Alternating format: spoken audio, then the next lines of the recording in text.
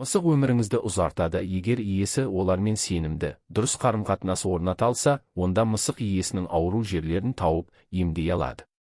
Олар ауырған жерге жатып, мияулап, дыбыс терапиясы, пырылдап, вибротерапия өз жылуымен жылытады, ауруда басылады. Жағдай тым күрделі болса, мысық бірнеше сағат бойы науқастың үстінен түспеуі мүмкін. Статистикаға сүйенсек, мысықты жақсы көретіндер мысығы жоқ кісілерге қарағанда дәрігерге 5 есе аз барады екен. Бірінші, жүрек-қан тамыр аурулары мысықтардың иелерін инфаркт пен гипертониялық кризден құтқарғаны жайлы түрлі әңгімелер бар. Мысық тіпті болуы мүмкін ұстамаларды да алдын ала сезіп, иесіне түрлі тәсілдермен ескертеді. Үйдегі мысық миокард инфарктісінің қайталану қаупін азайтады.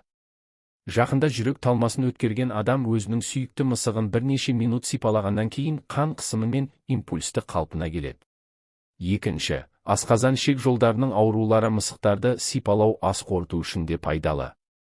Қысқа түкті немесе түксіз мысықтар, сфинкс, сиам, парсы, абиссин, тонкин, караттар, мысырлық мау, әдетте, асқазан ішек жолдары, жыныс және зәр шығару жүйесінің ауруларын басқа мысық тұқымдарына қарағанда жақсы емдейді.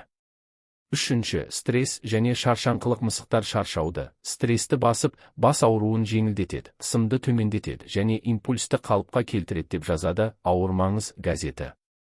Қалың түкті мысықтар, Сібір, Ангора, Парсы, Бирма, Норвегиялық орман мысықтары керемет психотерапевт және невропатолог. Олар ұйқысыздықтан, депрессиядан зардап шегетін адамдарға көмектеседі.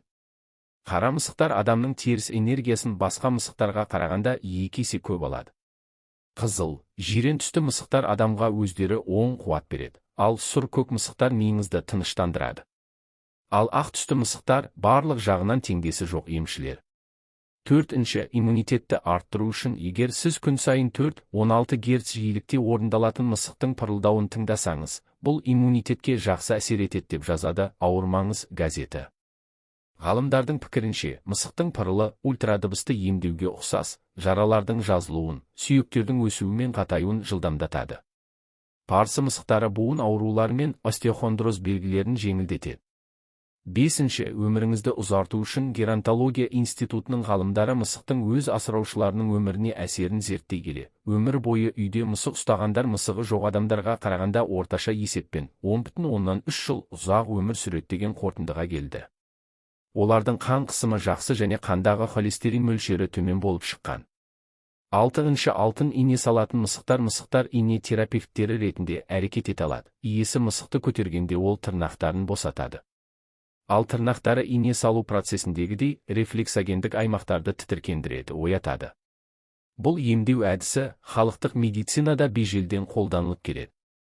Жетінші, энергетикалық құрал биоэнергетиктер мысықты энергоақпараттық құрылғы деп санайды. Олардың пікірінше, егер мысық көбінесе иесінің басына жатса, онда ол гипертония немесе бас ауруына бейім болуы мүмкін. Егер үй жануарлары сол жақ жауырынға немесе иығына жатса, бұл жүрек аурулары барынан хабар береді. Егер мысық бүйрек проблемаларын сезінсе, қожайынның арқасына, омыртқасына жатады. Мысықтың иесінің аяқтарында жатуы қан қысымының төмендігін немесе оның жиі суық тиіп, ауырып қалатынын білдіреді.